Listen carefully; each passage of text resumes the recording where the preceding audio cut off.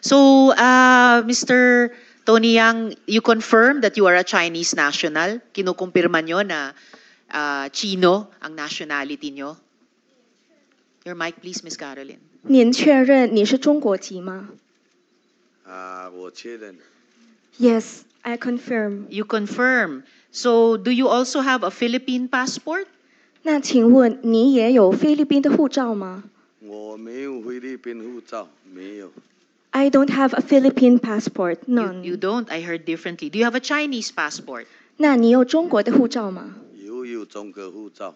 ？Yes, I have a Chinese passport. You have a Chinese passport. Ito po, ifa-flash ko ngayon, birth certificate po ninyo. So, at ito birth certificate nyo dito sa Pilipinas. Late registration rin. O, nirehistro po ito sir, noong 2004. So, just 15 years, 16 years after you arrived here. Ibig sabihin, 34 years old na kayo nung na-register ang birth certificate nyo. You recognize this?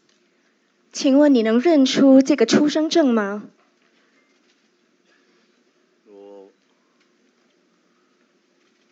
因为这个出生证我也不懂得英文哦，就是当时好像我来这边差不多应该2、3年了。当时我爷爷他不知道怎么样，去哪里弄来给我，是我爷爷弄来给我的。Okay. I actually could not understand English. What I remember is that when I was here, when I was 2 to 3 years old, it was my grandfather who helped me come up with this birth certificate. You were not here when you were 2 to 3 years old, Mr. Yang. Sabi nyo dumating kayo 1998 or 1999. And then 2004 pa itong rehistro, 34 years old na po kayo. And then now you're telling us it was your grandfather who late registered your live birth. So it looks to me, Mr. Yang, the birth certificate is fake. Remember, you are answering under oath. Miss Caroline, please. 我们的参议员说，就是因为这个出生证，它的日期它并不是在你2、3岁才出来的出生证，所以这应该是假的出生证。Your mic, please. 这样，因为当时我爷爷吧，他弄给我，我也不知道，应该就是为了要做生意比较方便嘛，应该是这样吧。That during that time, it was my grandfather who helped me come up with this birth certificate, and I'm not sure. Maybe he did this for the convenience of the business here. Similar story as Guo Huaping. Similar story as revealed by the SP Pro Tempore about Cassandra Leong. We will ask the Philippine Statistics Authority to investigate if, like theirs, your Philippine birth certificate is also irregular. Dahil lumalabas, the birth certificate is fake. Mr. Yang, sabi nyo nga, you are a Chinese national.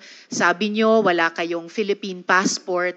Ba't kayo nagpapanggap na Pilipino?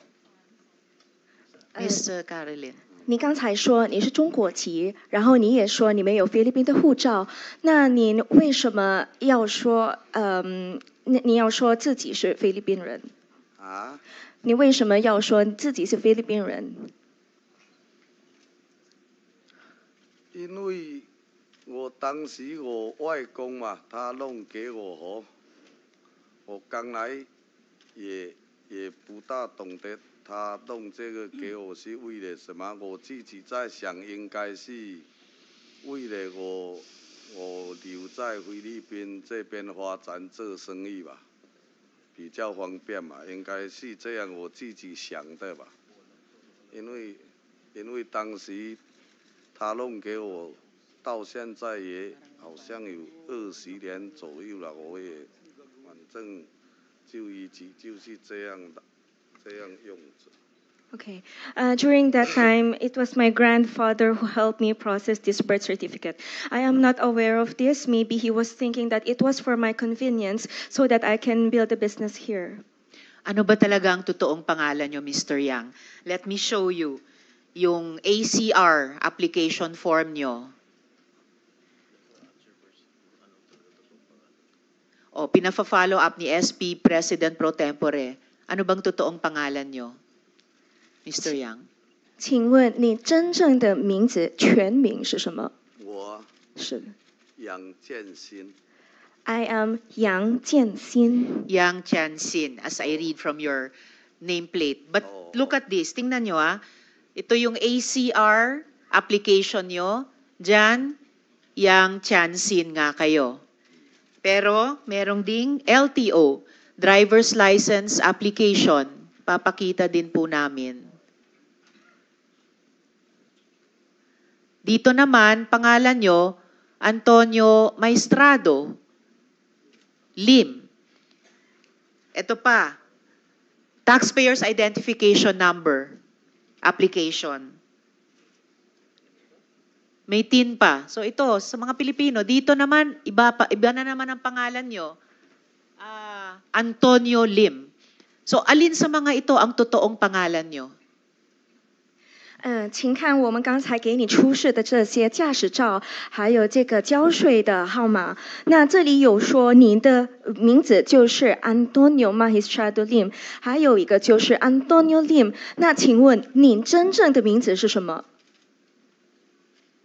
真正的名字是的。我自己也不大清楚。 但是我知道，就是说叫安多尼林安年，可是林个里是阿个，我家的都因比马路龙安年，比如，就是我自己对这个英文嘛，我也不说也不准，但是就是大概就是叫安多尼林这样，我知道那个。 就是叫安多尼林或安多尼임림概念。 Since I do not know how to speak English, what I only know is that I am called Antonio Lim. They call me Antonio Lim. That's what they call me. Before I continue questioning Mr. Yang, I'd like to acknowledge the presence of the Majority Leader, Senator Francis. Salamat sa pagdalo. Sir, bakit ba pa iba-iba pa yung pangalan na ginagamit nyo sa mga official documents? Minsan kayo si Yang Tianxin, minsan Tony Yang kayo, minsan naman Antonio Maestrado Lim. Bakit iniiba-iba ninyo yung pangalan nyo sa official documents? 请问为什么要这样做？就是在不同的这些政府的文件，你用不同的名字。我就是政府的文件应该只有安多尼林嘛。 没有别的名字啊。In the government documents, I only use Antonio Lim and no other name. May pinakita kaming iba. Yung alien registration application nyo sa Republika ng Pilipinas, Yang Tianxin. Dun sa LTO driver's license application na sinabit nyo sa Republika, you were Tony Yang, the previous slide. Doon naman, dito naman sa TIN application nyo, Antonio Maestrado Lim. Hindi totoo na isang pangalan lang ginagamit nyo. Iniiba-iba ninyo.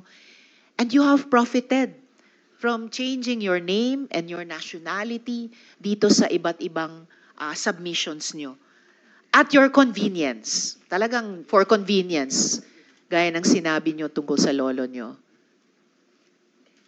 You're only Filipino when it benefits you. Miss Carolyn.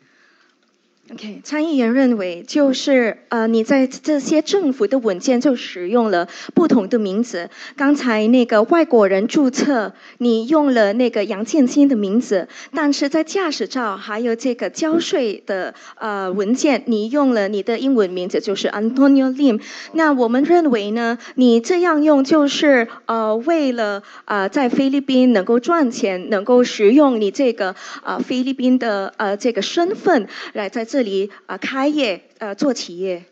哦，我对就是说在菲律宾做生意吧，中国人，比如说没有菲律宾的那个证件就不能做生意吧，不能申请这个营业执照啦，我就是当时我外公啊，他弄这个给我，我在想应该他也是想说，为了我在这边做生意，以后长期留下来在菲律宾比较方便嘛，应该是这样的。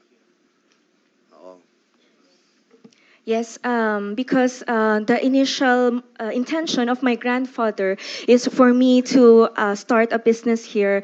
That's why I use an English name so that I can also apply for business permits, for other documentations that will be needed for the business. Precisely. So for the record, Mr. Yang has confirmed that he is also Antonio Maestrado Lim, aside from Tony Yang, aside from Yang Tiansin.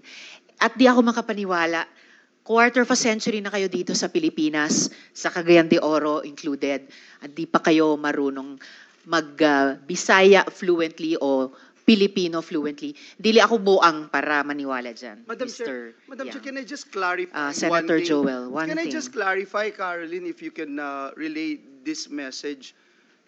Is it still your grandfather who applied for the TIN, for the LTO and ACR, as you previously mentioned for your certificate of live birth? Yung grandfather mo pa rin ba yung nag-apply para sa'yo at this point in time na ganito ka ng katanda? Ms. Caroline. 请问杨先生，这些其他的文件，刚才你说过，就是你是出生证，就是有你的外公来帮你办理。那么其他的文件，比如说这个驾驶照啊，这个外国人的注册啊，还有这些交税的号码，也就是您的外公来帮你办理吗？不是，这个不是我外公帮我办理，这个是我去办理的。